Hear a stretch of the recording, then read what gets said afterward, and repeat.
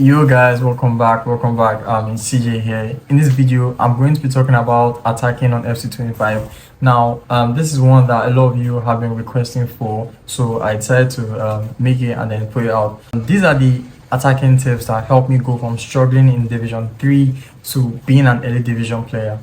Now, this is going to be a two-part video, and I'll be talking about 6 major aspects on attacking. Now, the 6 major aspects are passing, triggered runs, set pieces, player locks, decision making, and skill moves that you need to know. But in this first part, I'll be talking about just the first 3: passing, triggered runs, and set pieces. The second part is going to be about the last 3, and it's going to be coming out in a few weeks from now. So please like this video and subscribe. Like it right now, subscribe, hit that subscribe button. We're on the road to 1,000 subs, so subscribe, and you're going to be seeing a lot more tutorials like this from this channel, so stay tuned. Before we get into the video, I would like to show you guys my settings that I use attacking wise. So competitive as usual, I use precision shooting. Now this one is up to you. I generally prefer precision, although it's a bit harder. It means you have to stay focused, which is mainly the reason why I use it. It helps me to lock in, essentially. I use time finishing on, 3-pass assistant semi, lob 3-pass semi, so you can just look at them while I go through it.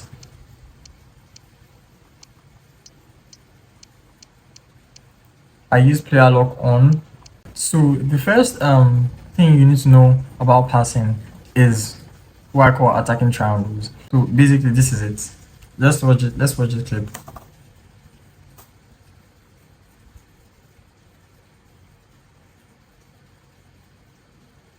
Now, player lock, just to move the player to where I want to pass the ball to. Now, when he moves that player, you can watch my Yashin. What he does is he goes to cover up that space that Henri left. Now, when he goes to cover up the space, you can see Gallagher going from right wing to kind of play as a striker. Now, you can see how I just went from maybe having 4 options around to bringing another person inside. Now, from here, all I need to do is just making passes, just passing around, trying to find an opening. Right, trying to find an opening. And then, now this is why I call it attacking triangle. You can see the pass movements here. Up. Now, attacking triangle. So basically there's going to be a lot of that. You just need to learn how to master it. It's just simple X passes. Now, there's really nothing special there, just simple X passes. And then just try to form triangles, because you're going to have triangles around the pitch. You're going to have triangles, so just you can do give and goes. Just try to make triangular passes around the pitch. The next thing you need to know is recycling. There's something called recycling on FC25, and this is basically it. Now, when you take the ball to the wing like this, right, and then you cut back, now there's going to be a player around here that you can pass the ball here, pass it down, and pass it into a player in the box. Now, watch this. Now, you can see right here, I have Henri on the wing, I have Griezmann in the box. Now, what should I do? Just pass it in the box. And now look at how many players I have in the box. 3. So I can just play around in the box, and then I have a goal. Now, it is like that every single time. If you take the ball down to the wing and cut back, you're going to have your 2 DMs at the edge of the box that you can just pass it around there. And it's going to be very, very hard for your opponent to defend it, unless they are very, very good in right stick switching. That is the only way you can defend it. I talked about it on my defending video. That is the only way you can defend this recycling on FC25. Now, another thing you should know is that you should be able to confuse your opponents with passes, right? Basically, just pass the ball. Even if it feels like there's no aim, even if it feels like it's unnecessary, just try to pass the ball to confuse your opponent, like quick first time passes. Like, this is what I always say: if you can pass it first time, then do it. You know, there's play styles, tiki-taka and all that, but if you can pass it first time, then do it. You need to know the angles that work passing wise. So if you can pass it first time, then do it. So when you play like this, it kind of confuses your opponent, making them switch, bring out players, and then it just opens your defense. Let's look at a clip here. So I have a throw in, right? And then pass the ball, and then from here on it's just control, sprint, pass the ball to the wing. Now you can also see recycling here. I have the ball on the wing, and you can see how many players the opponent has in the box. You can see my DM here with the ball, and you can see I have 3 players right now in the box. So now pass the ball first time. You can see the first time movement. First time, just two shots there. Pick a shot here. Pass, and then. So it is very easy. All you need to do is just know the basics. Just make simple X passes. But it gets harder, right? It gets confusing when you're doing it first time for your opponent. When you're doing it first time, it gets harder to defend, right? So learn to make first time passes, right? It would be nice if your players have tiki-taka play style because it really helps. But also learn to make first time passes. It's kind of just scatters your whole the whole defending for your opponent. Now, the second thing about passing is that there are some type of passes that you should know. As an FC player, you should know this type of passes. Why? Because they lead to a 90% chance of scoring. The first one is the L1. I use custom, so I'm going to use it this way. L1 R2 double circle. If you use classic, that's L1 R1 double square. So this is basically how the cross works. So I get the ball here, I'm on the wing, and then you can see what I do, just waiting until my right winger is about to cross the defensive line, and then play it. You need to time your passes perfectly. And now from here, the type of pass I play is the L1 R1 double square pass, L1 R2 double circle pass. And you can see just how easy it is. Now, I would never play an X pass there because high chance it won't work. I won't play an angle pass because definitely won't work. Now that pass is kind of like a low driven pass. It is very accurate. It goes exactly to the player's legs. So you need to learn that cross. You need to learn it. The second type of those kind of threatening passes is a double angle. Now this is a very underrated one because it's one that I've not seen a lot of players use, but it is so effective. It has been so effective for me. If you just watch this clip, you're going to see how effective it can be. So now I trigger a run here with shouting, and you can see him just running. So here I get the ball to Yashin, right? I can play a normal angle pass, right? I can play a normal angle pass, which is going to be easy. But say a defender now has intercept plus, for example, there's going to be a high chance that he can intercept the ball. But the double angle pass is like a lofted through ball pass, right? So the defender really cannot do anything about it. And now it also sets up like a very nice volley, so you can just easily finish off. You don't need to green time anything. Just like that. Now another very similar passing is the double X, right? It's just double X, double tapping your X. Now it's something similar to the double angle because it's also like a left-handed pass, but you need to know the areas to do it. For example,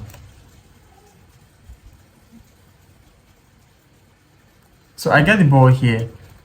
Now I want to make this pass here to Henri. Now there's probably one other method that I can use to pass the ball, which is the low driven cross, the L1 R2 double circle. But here, another one I can use is the double X.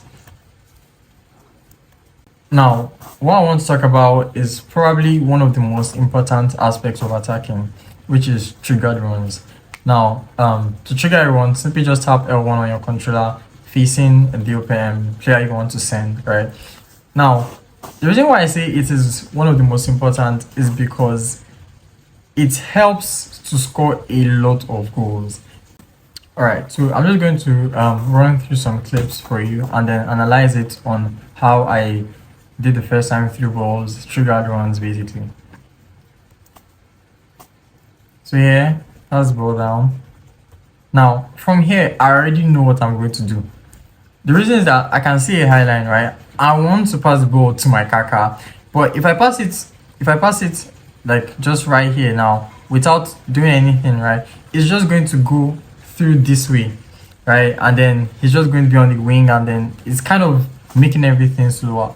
but just for the sake of I need that speed in my attack, right? I trigger a run right before the ball gets to ball gets to Griezmann, right? And then when it gets to him, I play a first time through ball. Now you can see he's on the line with the defense, right? So he's onside. And then when I play the ball to him, there's so much space for him. So I just run down the wing and then recycle. And it's just an easy goal.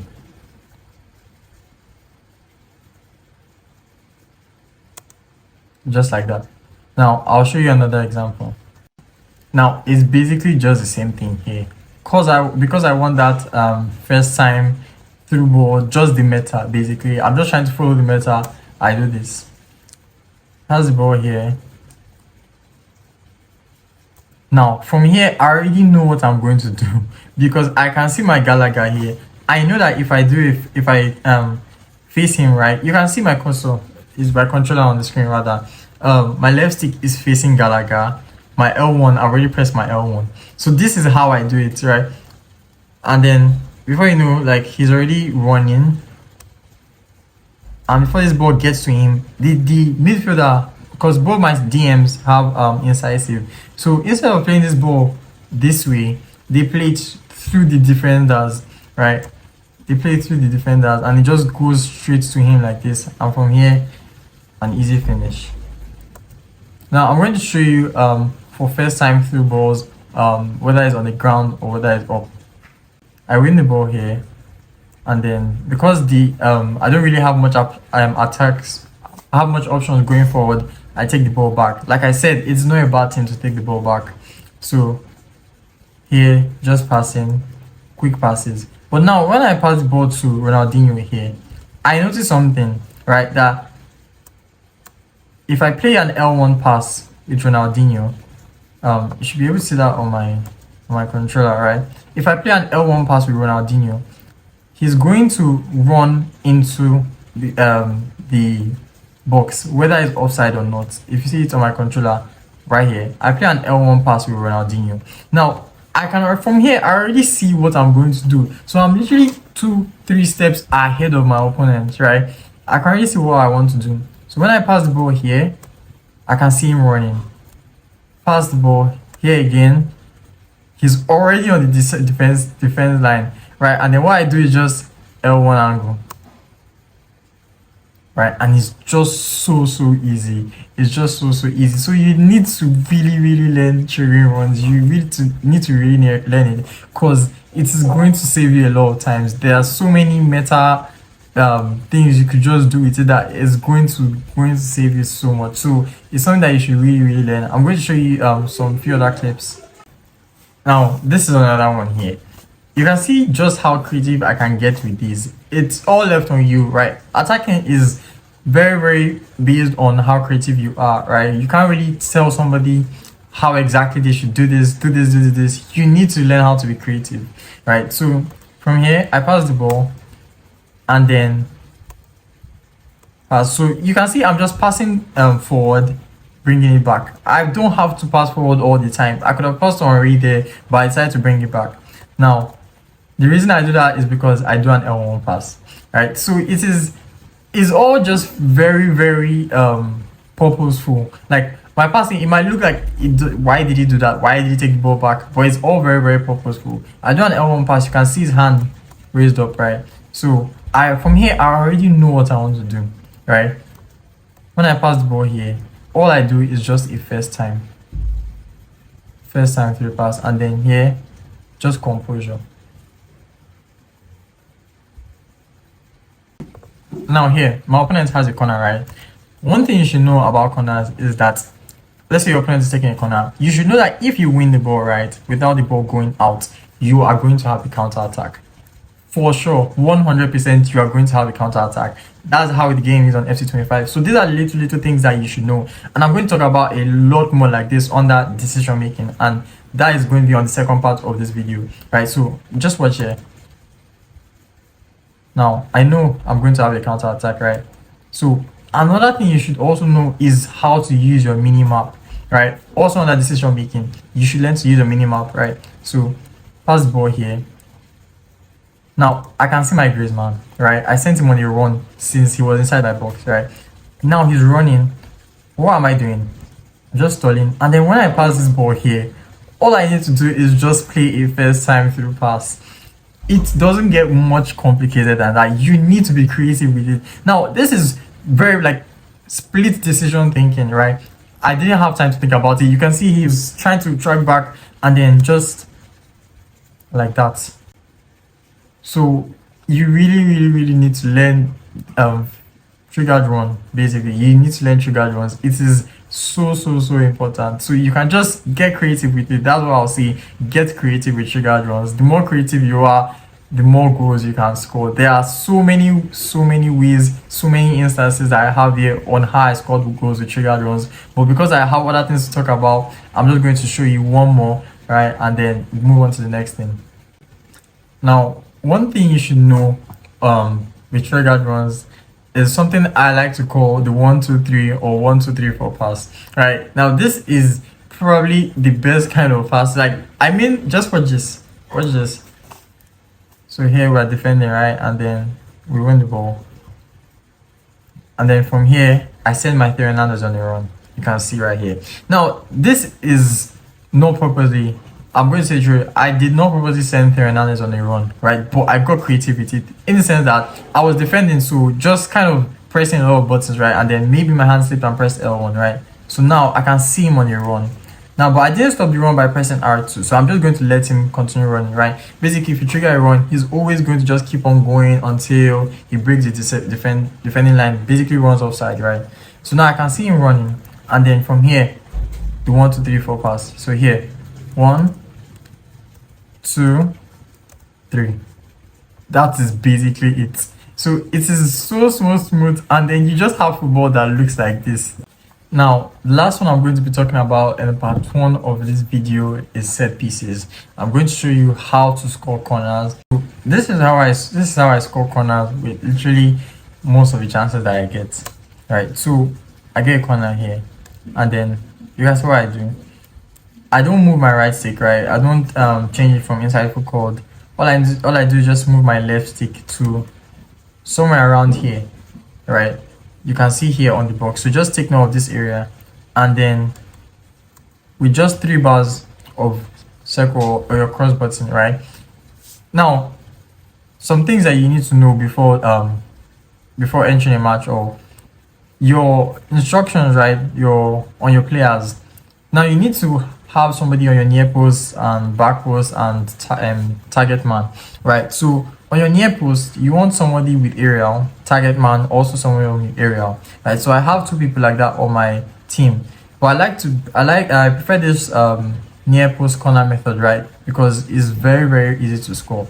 So here I just cross ball, 3 corners of circle, and then head the ball. It is that easy. You can also green time it. If you green time it, you're definitely going to have a higher chance of scoring it. I'm going to show you another clip here. Here I have the corner again, same area, same 3 bars. Now, what I do here that it makes it look like I don't take the corner immediately is L1 circle, right? Instead of taking the corner with just circle, right? I take it with L1 circle. Now, what that does is that it kind of gives you a situation like this, right? And then with your L1 or your right stick, you can change the cursor inside of the box, right, to switch to your aerial attacker or whoever you have that has an aerial plus play style on them, right? So that was what I used to switch to my Lukaku, right? And then what I do is just running around the box, knowing very well the place I cross the ball to. I can literally take my Lukaku up there, bring him back here, just to confuse my opponent, right? And then just move around the box, and from there, easy. I green time that header, but you definitely don't need to, but it helps, right? So you should also learn to green time your headers. That brings me to the end of this video. Thank you so much for watching to this point. I really appreciate it. So I'll just love it even more if you just like this video, subscribe, and then share with your friends that you feel they need help attacking wise. Share with them. And like I said, the part 2 is coming out in a few weeks, so I will have a defending video which I'm going to post at the ending of this video, and you can just go and watch it while waiting for the part 2. Peace out.